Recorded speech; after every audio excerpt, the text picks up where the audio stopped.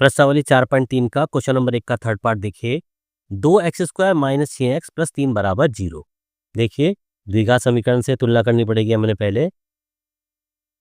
द्विघात समीकरण ये थी हमारी ax² plus bx plus c बराबर 0 से जब हम तुलना करते हैं इसकी, तो a का मान दे रखा है हमारा 2, b का मान दे रखा है हमारा -6 और c का मान दे रखा है हमारा 3।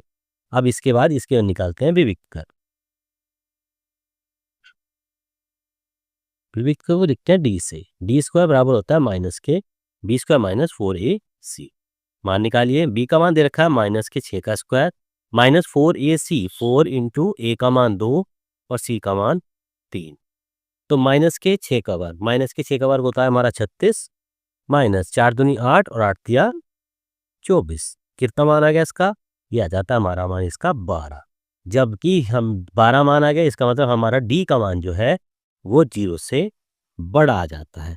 और जब मान d का मान हमारा 0 से बड़ा आएगा तो यहाँ लिखेंगे, इसलिए द्विघात समीकरण के मूल वास्तविक तथा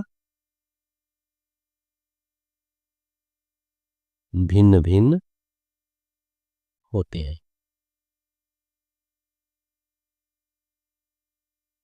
सब कुछ डिपेंड करता है डी के मान के ऊपर। अगर डी का मान देखिए, पहले पार्ट में हमारा डी का मान माइनस में आया था, यानी 0 से छोटा था।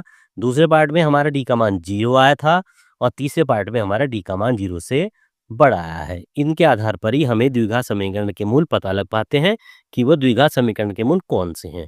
इसलिए थर्ड पार्ट में द्विघात समीकरण के मूल वास्तविक और भिन्न भिन्न होंगे, क्योंकि डी का मान हमारा 0 से बड़ा आया है।